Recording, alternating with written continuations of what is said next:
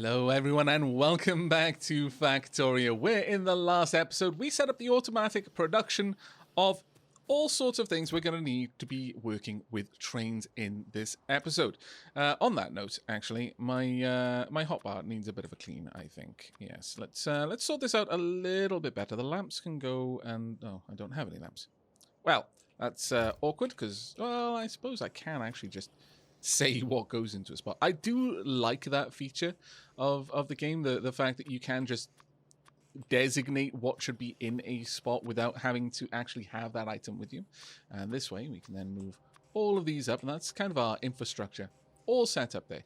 Now, all of the train related items can now be stocked up on this line as well, and that'll actually be quite nice indeed. There we go. And finally, rails, but we're going to want a lot of these, so let's grab all of the rails that are available.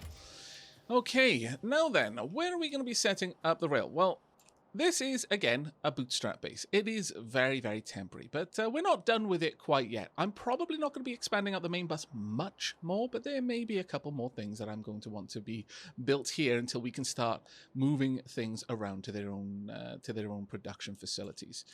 Also, probably going to want to remove at least these biter nests. Let's just go in there. Ooh, that's actually kind of getting low.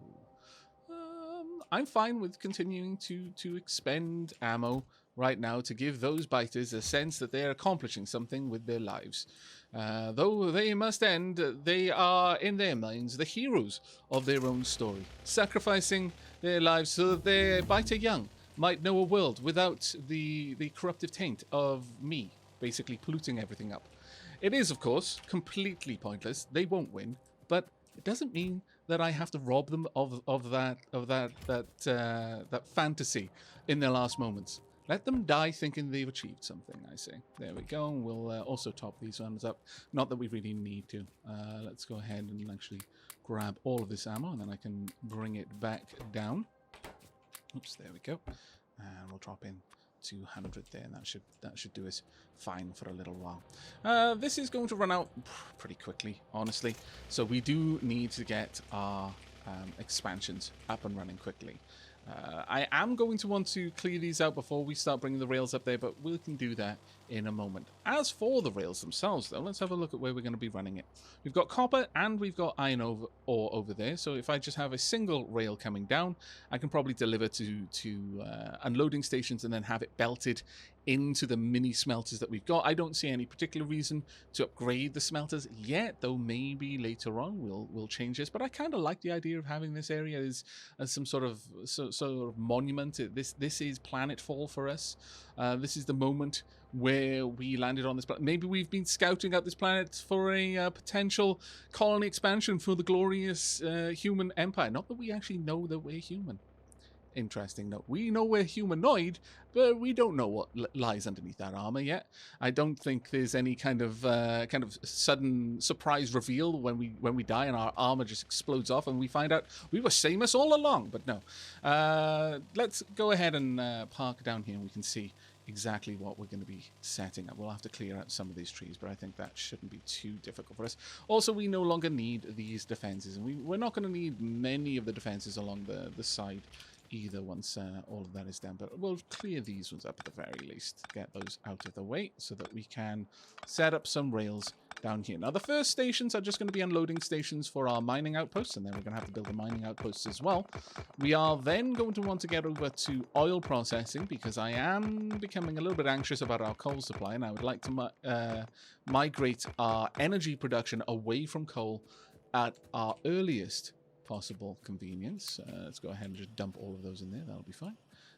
There we go. And I think we should be good. Now, we have researched weapon shooting speed 2. To go on to weapon shooting speed 3 or projectile damage 3, we're going to need military science. That's going to require grenades. We're not yet working on those. But you know what? It's very easy to set up, and we might as well. Having grenades available to us is not going to be a bad thing, though I'll be perfectly honest, I don't really use grenades for killing biters. I use grenades for killing trees. They are the premier deforestation tool. Far, far outstripping anything else you can have other than maybe a tank and just driving through the forest. But even then, I feel that grenades greatly outperform me. Well, I don't even think a flamethrower actually does any better, because the flames don't technically burn the tree down. They just kill the tree, leaving a tree stump. I think. I could be wrong on that one, though. But we'll just bring down a coal line down here. We'll have... and you may have noticed that I was actually giving priority to the copper line there for the coal. I don't want to rob the resources away from my smelting stack. Something like this. Now, how long does it take to make grenades? It takes 10 coal plates. Okay, so we're and 10 coal plates, 10 coal chunks, and 5 iron plates. So we're going to be using a blue inserter to load the factories, but it takes 8 seconds to make them. Okay, well that's good enough reason to use 2 factories then in this case. But given that it's 8 seconds, we're not going to need a blue inserter to offload. We're not going to be needing that nearly fast enough. And if we pop that there, that should bring the factories themselves online. There we go. And we can bring that across. Is that not working? Have I? Oh, wait, it's Alt. No, is it? I've forgotten what the button is. Most vexing. It's Shift! The problem with being a touch typist is when you have made a mistake, it's the last thing you assume is the problem. You think, oh, maybe I just don't know the key. It's rarely, I'm pushing the wrong key. I mean, technically, that was also true, but you know what I mean. I thought that I just was thinking it was the wrong key, and I was pushing the key I was intending to. But no. My fingers were off the home keys. That also, being a touch typist, leads to the best typos ever. Because when you start going, you're not looking necessarily at anything else. Like, if you're me, and I'm probably looking at someone else and typing a separate conversation. And then I look down and I realize, oh, my fingers were on the home keys to start with, and I have now typed an alien language. Or a cipher. As long as you know my fingers were on the home keys, you'd be able to translate it, but, you know, obviously, whether you would or not. Right, there we go. So, grenades are being manufactured. I don't think we're going to actually set up military science down here, though, but it was an easy thing to set up, and I can also demonstrate the use of grenades for clearing forests, if nothing else. Now, on the topic of trains, then, we're going to want the track to come down here somewhere, through this little gap down there, and probably peel off so that the trains can go to different locations. But since the smelting stack, or the smelting offload, is probably going to be one of the more visited areas, I feel that having a little stacker makes sense. So let's go ahead and set something up. Now, again, this is a Bootstrap base, so I don't feel too worried that I'm using up space here that I should keep for something else. Of course, those do sound like famous last words, and I am quite aware of that. Nevertheless, let's set this up. Now, I would like to space out the tracks just wide enough that I can have a large power pole between them. We are probably going to be doing that.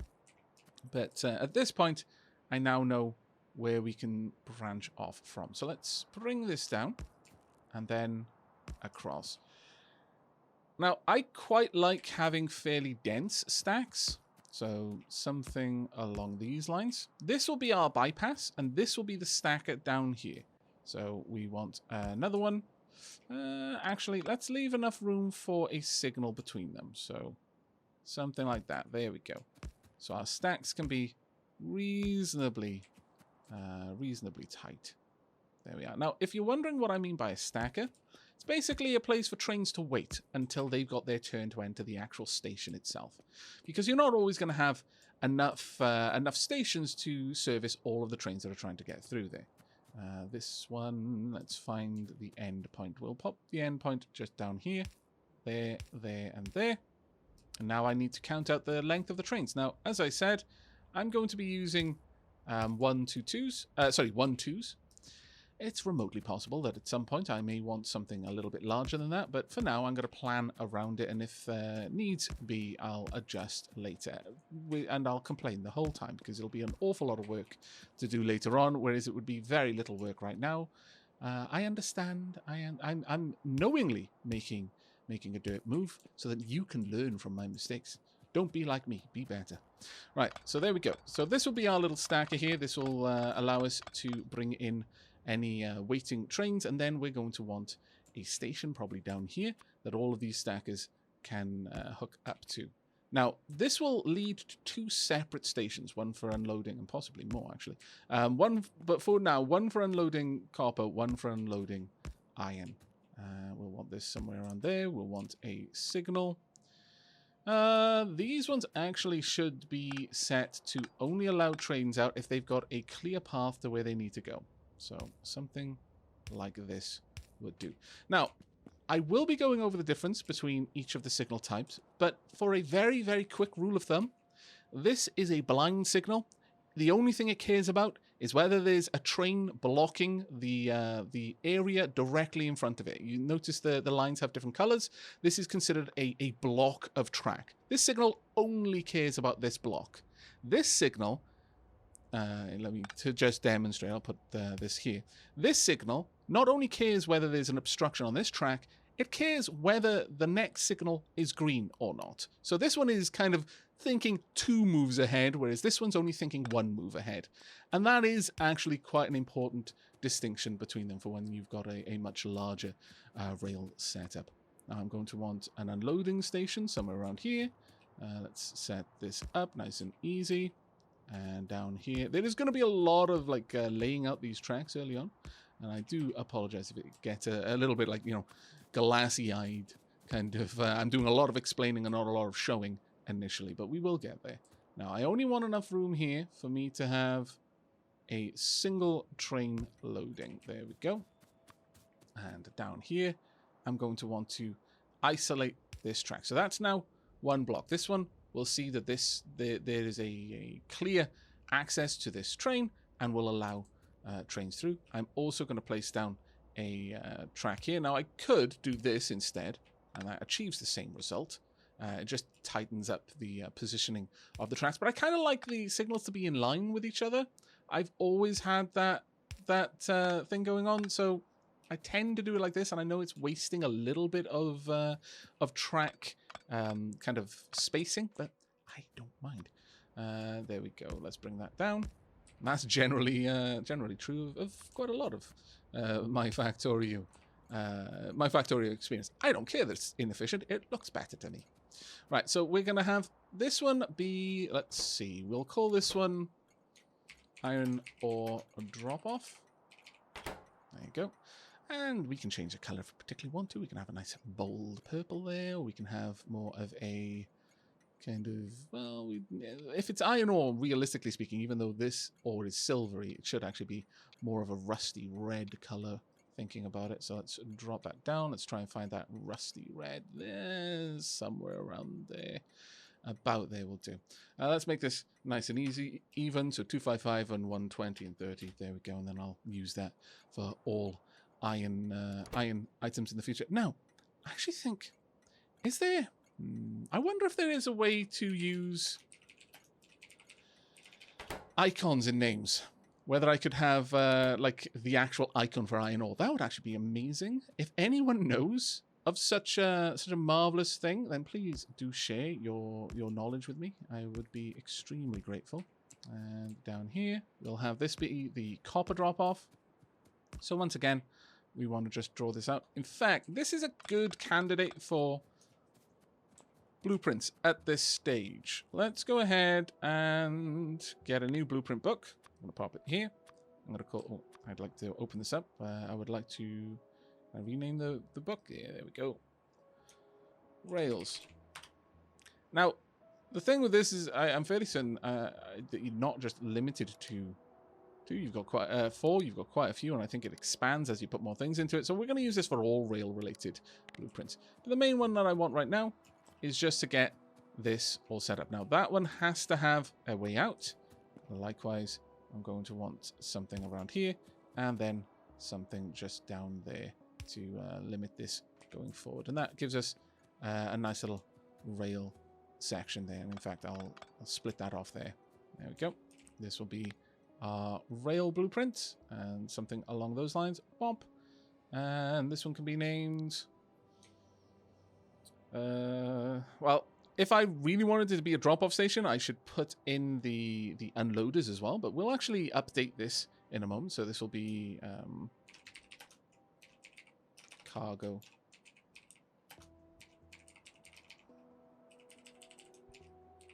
Solid cargo drop-off, because we're going to want a different type of station for a liquid drop-off. Now, I'm not going to copy the names over. I don't think that's particularly useful for us. We'll change the rail station icon to something like this. There we are. Create blueprint, and then we're going to pop that in there straight away. Perfect. Right, but as I mentioned, we're going to want to set up the unloading as well. Now, trains, you can unload them extremely quickly if you use a system where you're unloading into crates rather than onto a rail line. Simply because when it's loading onto a line, it's limited about how much it can place down at once, whereas into a crate, even if it can grab like 20 items in its hand at a time, it can just drop 20 items into a crate. At most, on any section of conveyor, it can drop 6. So it's just very useful to do that, generally speaking. Now, I am going to set up the power as well. Something along these lines will mean that everything is powered. I'm not going to worry about setting up the actual conveyors. They will probably be needed on a case-by-case basis. Let's go in here, and I want to update this one to select new contents. There we go. And there we are. That is now a drop-off. Save blueprint, and we're golden. Now with that, the work that I'd already done down here is now kind of surplus demand because I'm going to want to place this down. Let's go ahead and select you. And we can place that across like this. I think that should do. Donk. There we are. And now everything is where it needs to be. Let's just... Oop. Still a little bit finicky sometimes getting the rails in the right spot, but this should overall allow me to set this up nice and easy, especially with knowing where I need to make the turns. That one is a biggie for us. There we go. And we'd have another signal down there. And then we can just pop a signal over here and here. Now, this one, strictly speaking, unnecessary because we want this part to be a single track. If I have the signal there, then this one is only caring whether this one is green, but I want it to see whether there is an exit point. So I want it to be checking this signal and this signal. Again, because this is a chain signal or a regular one, it's thinking 2 steps ahead. So this is step 1. Is there any train obscuring its movements in here? And this is step 2. And I want it to only let a train out if it can conceivably get out of this junction. I don't want a train to stop here under any circumstance because that is going to cause me a whole heap of trouble. And for that same reason, we're going to replace this one with a chain signal. That won't always be the case. So in this case, I'm keeping that the case. Actually, that may always be the case because technically this is a junction and still I wouldn't ever want a train to just stop there because it'll prevent other trains that might want to go in a different direction from using that area. So let's go ahead and just update that signal there. There we go. And that'll do nicely. Perfect. Right, now that I've got all of that set up, I can just very quickly lay down all of these crates. There we go. And I've run out of inserters. Well, that's just mildly annoying, but oh well. We'll pop this one down there. We'll just do as much as we can. This one will, of course, be copper or drop-off. Okay. And donk. Now, this one is straight up going to be, well, depending on where you're getting the copper, or it'll be more of a greenish hue, actually. Something around there. It's kind of a blue-green with a little hint of orange in there, but it's mostly kind of honestly, copper's a kind of a sickly green, in my opinion. Let's do 230. Oops, not 2002. And 30. There we are. That'll do. There we go. I think color coding your stations is an important part of Factorio. But I'm going to go ahead and pick up some more inserters and lay down some more rails, and I shall bring you back in a moment when we are ready to continue the setup of our mining installations. And here we go. As you can see, I have laid down the exit rail. It doesn't necessarily isn't the best thing to think of them as in and out or entrance and exit, but one rail moving one way and the other rail going the other way. I have made a point of separating the signals with enough room that a full train can sit between them. And this is now our route back out. So it's time for us to start considering how we're going to head up. Now, I'm thinking just a straight rail up there would be more than good enough for the time being. And over here, we're probably going to have some sort of junction. This little off rail here, honestly, I think is just, good practice to always plan for potential expansion in the future. And this is a potential expansion route, but there's also a couple of other things that I might want to build somewhere down here in the reasonably near future. Now, at this point, it starts to get worthwhile to have a blueprint for your rails and at least the straight sections. And personally, I think the blueprint should be about wide enough to place down a single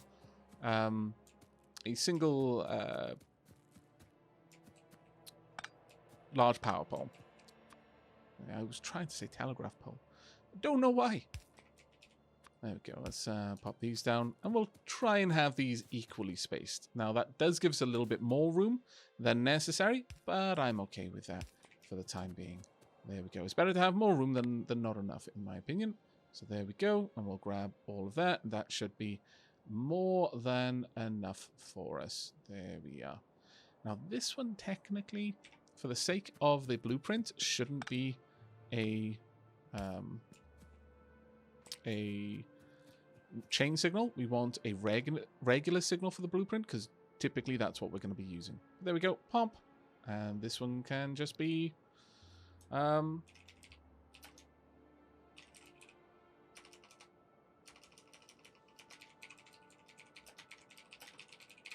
we go. It doesn't need any more info than that. We'll just have a little signal in there as well. Create blueprint. There we go. Now we can easily cut and paste that.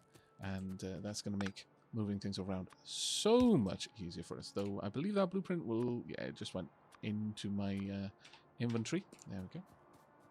Now, over here, we're going to want to start branching up, but this is where the biters are getting a little bit more active, so we're also going to want to deal with them. There is one other standard rail length piece. Well, actually, let's go ahead, and again, start as you mean to go on is my motto with this sort of stuff. So this is standard rail length. Let's actually change this to standard. Oh, we'll just call it orthogonal rail length. Or even orthogonal rail section. There we go. Because we're going to want a diagonal one as well. Because this one, I don't believe is going to be rotatable in that sense. So let's see. Can I rotate it diagonally? No, I can only rotate it orthogonally. So there are going to be two separate blueprints for that, just to make life a little bit easier for me. Let's clear out these for now. Probably going to want a blueprint that turns. Now, some people prefer when they've got their rail sections never to go diagonally, but I actually don't mind it personally. Let's have this turn up there, and something similar here. We're again going to want that this can sit neatly in between the diagonals, so we're going to want that. There we go. And draw this up as well. Let's just take this out long enough that we can blueprint it, and then we're never going to have to worry about it again. Or at least hopefully not. There we go. Now for this one, we're going to want to go out as far as we can. Though that isn't a perfect connection, is it? No. I mean, we can put it there, which is interesting, because... let's see. How low down can I make that? We can actually make these significantly tighter if I really wanted to. Do I want to, though? I mean, I could have them that tight, realistically. But this gives me a lot more room to play around with things like signals. I can have signals on either side. Technically speaking, if I'm blueprinting this, that isn't strictly necessary. But I think, you know, again, start as you mean to go on. So the choices we're making here are going to be with us for quite some time. Let's move down just one little bit more. There we go. Connect that up. So that gives us a similar kind of space, though. It does look a bit nicer, though, doesn't it? Yes, yes, it really does. See, this one is dictated by the amount of room it requires for an S-bend, so these do, strictly speaking, have to be that far apart. I guess the same logic should apply over here. So yeah, that makes it nice and easy. How close would it have to be for an S-bend to connect? they could be closer. So, okay, this one is good enough then for all intents and purposes. Rightio. Problem solved. We've answered the age-old question sufficiently. There we go. And connect that up there. All right, so once again, we're going to want... Oh, this one's a bit less convenient to connect, but we can go for something like this, and then down here as well.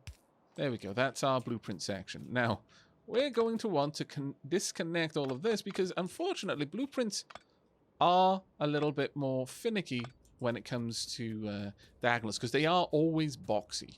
And this is part of the reason why people tend to try and just avoid diagonals so they don't have to deal with the annoyance of these kinds of systems. But nevertheless, let's grab this, whomp, like so. And we have got our diagonal rail section. There we go. Nice and easy. And then we can have another second. Well, actually...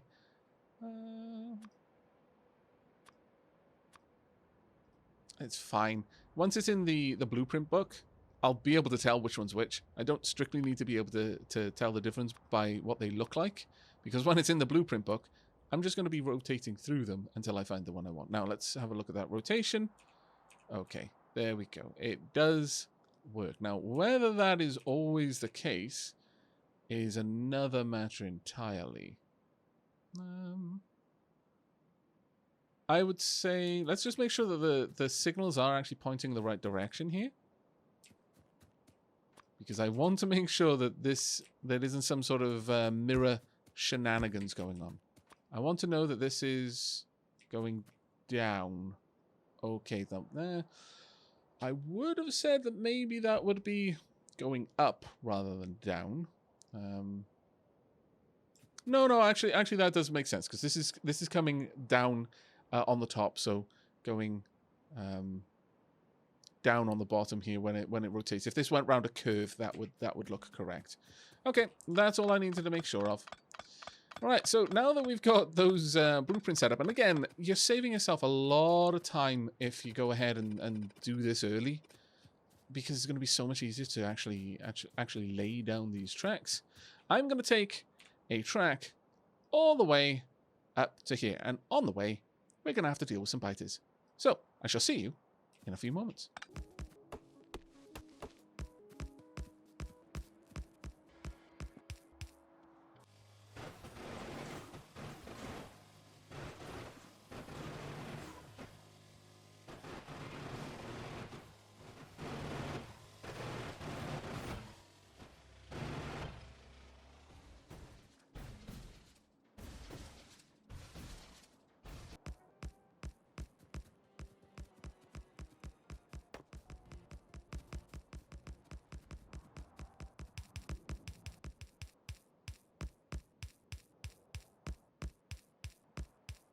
And there we go. We have a nice long railway line all the way up to our mines.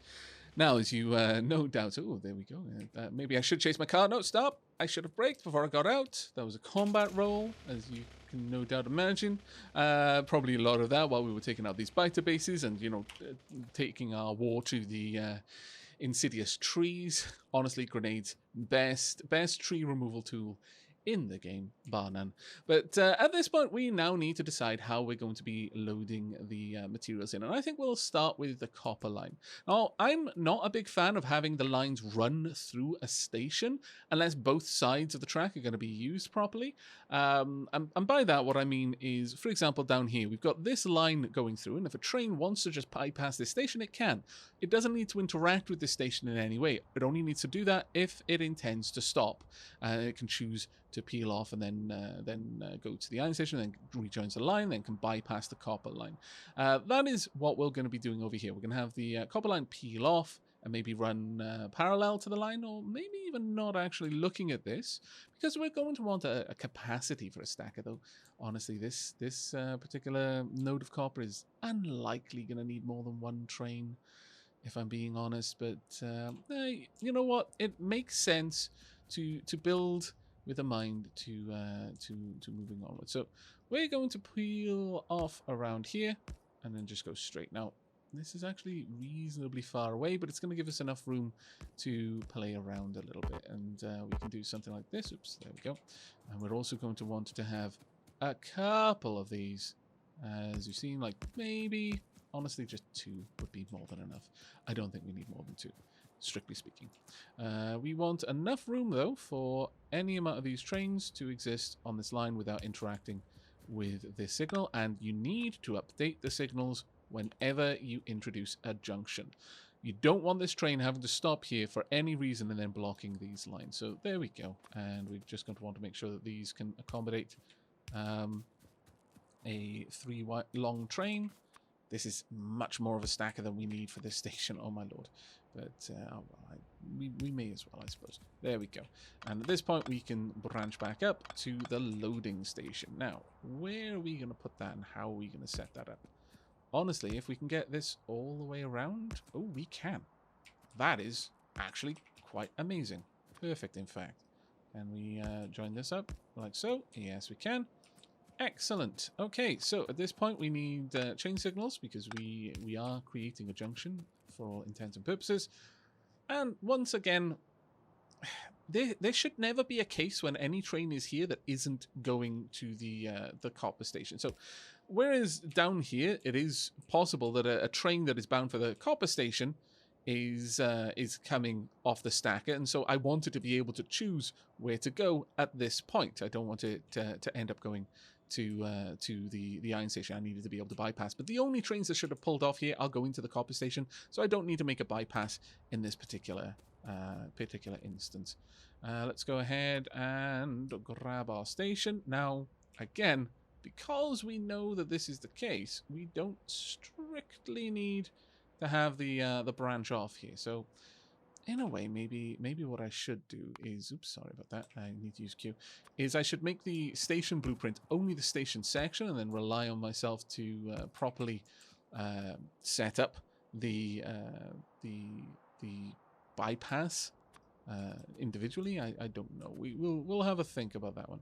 I want to leave enough room, though, for a signal right about there. This is quite a large area for the train to be able to pull in, but it's fine. Hasselpoof. Very well. This shall now be a copper ore loading. There we are. And once again, we're going to want something along the lines of what we had before. Let's see if I can remember what it was. I think it was 100. There we go. Copper ore loading. Let me just go and check if those were the right numbers, though.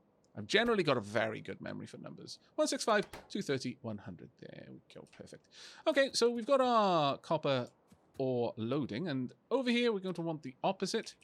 We're going to want the inserters loading onto the train. Now, you can have it loading from either side, and that is going to allow the trains to load significantly faster. And certainly there's no reason not to, though, except the fact that I don't have any inserters with me. Let me go back and take care of that. But, well, actually, let's go ahead and just finish up the power cables around here instead. There we go. Now, this one should be delivered power from the main line. There we are. And it is actually now all set up. All we need to do, the very final thing we need to do, is to hook up to the main track. Something like this will do, and then let me get that to join up. There we go. Perfect. Which does mean, once again, we need to update this signal because this is now a junction. Now, this chain signal will react with this chain signal, because if this chain signal sees that there's something over here, it's going to turn red, which means that this one, looking one step ahead, is going to see this chain signal as red, so it's not going to allow a train to go through if either of these two areas there isn't a valid exit point. So that's actually one of the nice things about chain signals there. But I am going to need a lot more inserters. What we're going to do is we're going to have the mine just delivering down here. We will probably set up inserters on the far side as well. But let's go ahead and set up a... well, you know what? Sure. Let's set up a little blueprint purely for the loading station. There we are. We'll call this loading. Yep. We'll change this once again to that. Now, what you could do, actually, thinking about it, you can have an L. Station loading. That actually is quite nice, I think. Let's pop this in there, and we'll adjust this one to be station unloading. Where's you? There we go. That's actually quite handy. Now this one does have that whole section as a part of its blueprint, and in fact this one does need one more thing, doesn't it? It needs to have a little light right there. But will that leave enough room? No, it will not. Would it leave enough room there? No, it would not. So, strictly speaking, need to get rid of that one. It's fine. It's all one section, but that actually does make for a bit of a nicer blueprint, I think, on the whole. Let's move these around. There we go.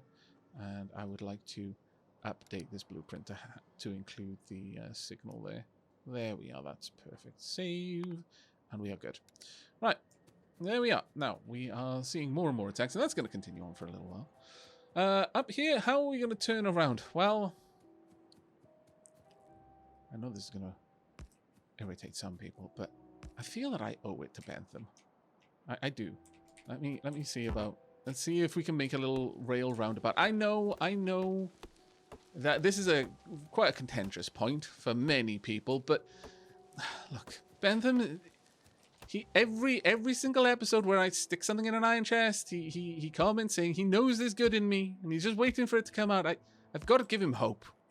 It'd be awful. It'd be an awful story otherwise. Okay, I'm going to have to recenter this then, aren't I? I don't make rail roundabouts nearly often enough to be able to do this in the first try, but we'll see what we can do. Right, so we're going to need that there, this here. All right, so it's not going to be a neat roundabout, is it? No. That would be far too good. Maybe something like this.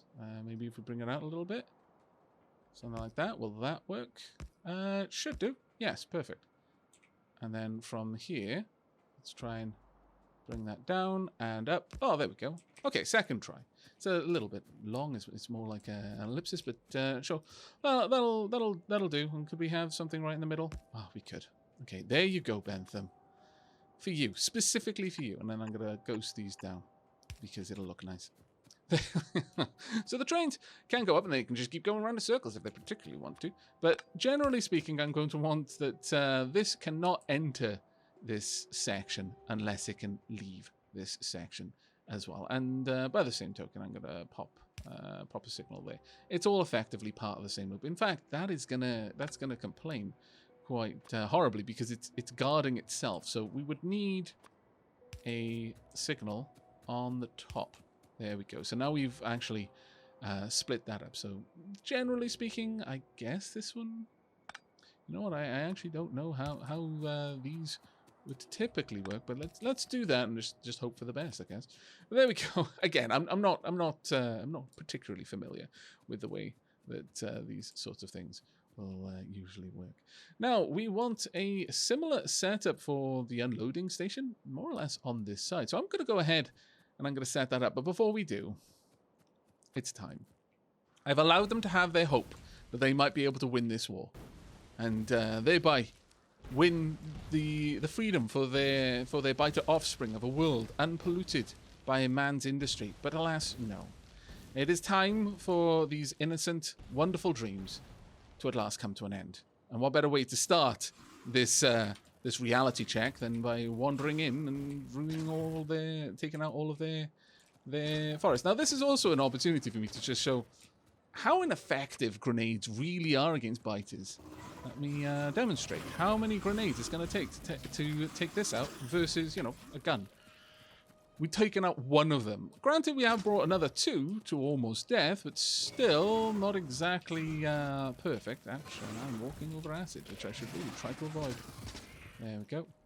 It's two down. Now I've got to pick my path carefully, get in here. Now, one thing is they're not particularly bad at taking out the biter spawners, I'll be honest. There we go. Right, it'll be significantly easier for me to just take you out with my weapon itself. Though, again, walking through acid everywhere, my lord. But there we go. That is now cleaned, and we can set up the station. I shall be right back. And there we go. I have set up the loading station for iron now. Notice that it is a little bit different, but I've more or less lined them up just because I could, really, more than anything else. Now, I am a little bit concerned about the biters over here deciding that they may want to take a chunk out of our mining operation. So to that end, I think it's probably well worth us laying down some defenses here. Now, we could probably do with a solid 2 defenses set up around this area. And then we can just branch this down, something along these lines. There we are. Again, always leave a way in for the enemy just so that they don't decide that they just want to try and go through your walls. Instead of wasting a little bit of time pathing around to try and get to your actual turrets. And then we'll just bring this down and across like so. That should be more than enough defenses there. I can't imagine the things will go around the side, but it is remotely possible they might try to do so.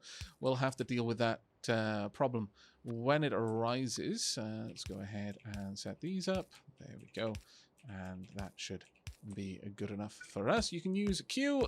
Don't worry, I have been reading the comments. I just forget to.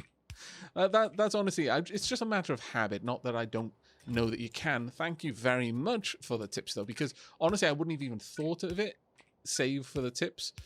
So yes, if you hover over something and press Q, if you've got nothing in your hand, it acts like a pipette tool, whereas if you do have something already in your hand, then it basically clears that. So yes, thank you ever so much for the patience with me, because I know it was starting to melt a couple of brains there, but we've got it in the end. And you know what, let's just bring some power all the way down here if we can, and hook it up to, well, actually we've got the power, the large power pole over here, pylon, that's the word I'm looking for, about here I think. Tonk. There we are. So these will start loading, and they should do a fair old job of protecting us for now. We may need something down here, but I'll cross that bridge when and if indeed we come to that. Now, as for all of the ore over here, now this one's actually going to be a little bit wonky in terms of where we're going to place these, because some of them really won't allow us to have the convenient spread that I would like, but we should be able to get everything from around here. We may need to make some sacrifices in terms of placement just to make sure that we can access all of the ore. In fact, yeah, we should probably start from the top when I'm laying these down. Something like that. There we go. This way we can make sure that we're getting all of the ore, including the stuff that's just kind of kutched into the side there. Oh wow, really? I've ran out. That's annoying. Oh well, I can grab another 2 from over there, and that should hopefully be enough. Indeed, yes, it is. Not exactly the perfect setup, but good enough, I think. Let's get the conveyors down here. We're going to end up with 4 separate conveyors, so we can use a splitter to merge all of these fairly nicely. There we go. So we could have this come along like so, like there, and then can have these more or less do exactly the same, actually, and then the merged line go ahead and join up. So, well, actually, let's bring that down just a little bit. I am super finicky about these things. I know. I don't need to be. I just like to be. Then we could have 2 separate lines. We're going to need 2 separate lines no matter what we do at this point, so there's really no reason to avoid it. We are going to be easily drawing enough material here to need 2 splitters to load it all. Yeah, let's have that load onto a single line so that we've got both of them coming through here. And this way, we'll just have both of these running down. At this point, I think it's fair to say we are going to want to run a second load on this side. Now, we can balance the loading, and I will show that if we've actually unlocked... have we unlocked combinators? I think we may have. Yes, we have, I think. But we are going to want to need to get to oil processing. Now, I appreciate that I spend a lot of the time in this series not researching when I absolutely could. Once again, I've had a few comments of people who are apparently in pain. First and foremost, you really should get that looked at. You shouldn't be in pain from watching someone else make a derp. That is uncommon, and it's probably an indicator that there's something very, very broken in your neural machinery. Not that you could probably fix it if it's already that broken to that degree. Maybe you just need to make peace with the fact your brain is a bit wonky. But nevertheless, I will try to minimize the amount of further damage I do to your extremely fragile synapses. Though, with that said, are we making any combinator stuff? No, we haven't actually unlocked it. Okay, well, that's going to be something we'll need to look into. We can't belt balance for now, then. That's not necessarily the biggest loss in the world, if I'm perfectly honest with you, but it is something that makes loading trains... it's something that's worth investing time into, because you can spend a fair bit of time with inserters basically idle because the ones at the front are grabbing all of the product, and as a result you end up with one chest completely stuffed full of items when the other 5 behind it are empty. So you're relying on a single inserter loading the train, and that takes a lot longer than if you had all 6 doing an equal amount of work. So it is worth doing, generally speaking, in my opinion. We're going to have another splitter probably down about here. There we go. And then have one line. Oops, running up. Oh, did I mess it up? I did mess it up. Scallywags. Oh, well. Let's get all of that done. Right, so automation 2 is done. Next, we want to be working on fluid handling. Then we're going to be going to oil processing. It is really important that we try and move away from our current setup, where we are completely reliant on coal for fuel. And talking about fuel, we're going to have to address the refueling problem for our trains as well. Now, I have a fairly good idea of how I'm going to want to handle that one, though. So we shouldn't be in too much trouble. Generally speaking, right now, because all of our trains are going to be pulling into the same stop location, I can effectively have a little refueling stop straight after the iron smelting, because that's all we're doing right now. So I could have a little refueling stop over here and just make sure that they always pull in there before moving on, and that way they are always fully loaded, and that should be fine for us right now. So there we are. We have a copper line, more or less, ready to roll.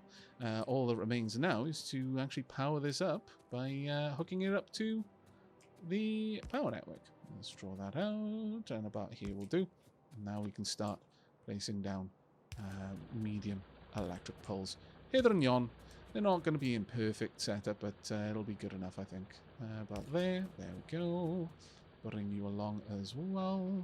Right there and there. And can I actually fit this all the way up top? Yes, I can. Ah, no, I can't. That is going to annoy me more than it should. There we go. But there we are. We have a load of copper being prepared and loaded onto the belts. Now, that will be split up, and you'll see exactly what I mean by one chest is going to get the lion's share. We've got an enormous amount of capacity for loading here, but really all of the loading is going to be done with the first 2 chests until we set up belt balancing, and that's going to require a dip into the combinator logic. But now we've got copper set up. I'm going to go ahead and I'm going to set up the copper unloading, and then we will set up the train fueling, and at that point we can call the episode there and actually make this live and start getting all of that fresh copper down to the factory. Realistically speaking, I should probably set the unloading down here as well, because every little bit helps really in terms of getting the product to the factory as quickly as we can. There we go. So we'll set that up as well. I'll update the blueprints shortly. I'm not usually this fussed on unloading from both sides. In fact, quite often I prefer not to, if I'm honest. Let's unload it down this way. Now, I typically dislike setting up the refueling at a station that isn't dedicated to the task of refueling, simply because then you've got stuff popping all over the place. You've got to make sure the coal is going to so many different stations, where it's having discrete loading stations, I think just makes it a little bit better, honestly. So there we go. We're not going to worry too much about the belt balancing down here, but we are going to want to bring this copper all the way up to the base. There we go. Pop. That's all we're going to need. We will, of course, set up the iron line very similarly. You may notice that I've got this little offshoot there. I generally think it's good to plan for further expansion, and the little roundabout, as much as people lament rail roundabouts, that effectively serves that purpose. It's a very easy way for me to branch off from that. But we are going to want a little loading station like this over on this side. Now, this stage, we're going to need to change this one for a chain signal, because of course we now have a junction. Pop that one in there. And then once again, we need this one to be a chain signal, and this as well. I guess I can live with moving that one up just a little bit, but is this going to be large enough now? Yes, it is just about good enough. Okay, well that's fine. Right, we want the loading station. That is unloading. There we are, loading. Perfect. Let's get you. It doesn't quite fit, but it's good enough, I guess, for the most part. Let's pop that one in there. Pop. There we go. And this one will be fueling. We don't need the vast majority of this station type. In fact, we need barely any of it. Right, this one will be refueling station. Now, unfortunately, I'm aware of my own weaknesses, and one of my biggest weaknesses is spelling. I have no idea if that's how you spell refueling. If it isn't, let me know. I'll correct it by the next episode. Oh, there are some English words that honestly, even the thought of having to type them on camera make me kind of break out in a cold sweat. It's like, oh no, I'm going to look like an idiot. But there we go, refueling station. And the only part of this train that is going to need anything is this. Right here, we want this to have, well, even we don't need two, frankly, but we'll have two. That should be fine enough, and this will allow us to refuel the trains that are coming through. But we are going to need to bring down a line of coal as a direct result. Now let's start from the top and move our way down, and we'll just branch across. I think we'll run alongside the inevitable lines of iron and copper that will be making their way up, because the iron line is going to have to go across in this direction. It's going to have to move much further. I mean, I could branch it off from here, I suppose. Sure, let's go ahead and do that then. I don't think we're going to lose out on anything. I may as well just clean up the base a little bit while I'm here. There we go. Now, we're going to start to draw an awful lot from that coal. You know what? The idea of taking all of this coal down, like a whole line for this, I'm not entirely okay with that, especially considering... Ooh, I should have set that up correctly. Especially considering I am eventually going to be replacing this fuel with something else. So how about I just grab as much of... Let's grab... Can I take half of it? There we go. That's good enough. I'll take almost a full inventory's worth. And there we go. Our resupply station is now complete. So it is high time, at long last, for us to actually set up a train. Let's go ahead and pop this down here. We'll pop you there. We are going to want 2 carriages, 1 and 2. And we are going to want you to have a similar color to our copper trains. So 230 and 100. There we go. Perfect. Right, first station we're going to want you to go to will technically be copper ore pickup. I will then want you to go to copper ore drop-off, and then finally I would like you to go to the refueling station. I would like you to wait until there is inactivity for... you know what, you can just wait for 5 seconds of inactivity and then you can leave. If you've been fully loaded, then you can move on your way. Copper ore, I would like you to wait for 5 seconds of inactivity or full cargo.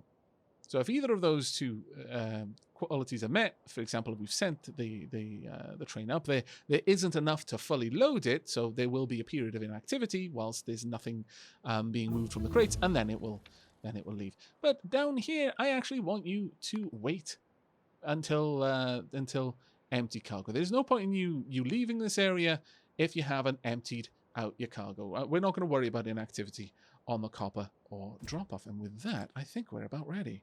Let's hop in. We're going to give you a little bit of fuel.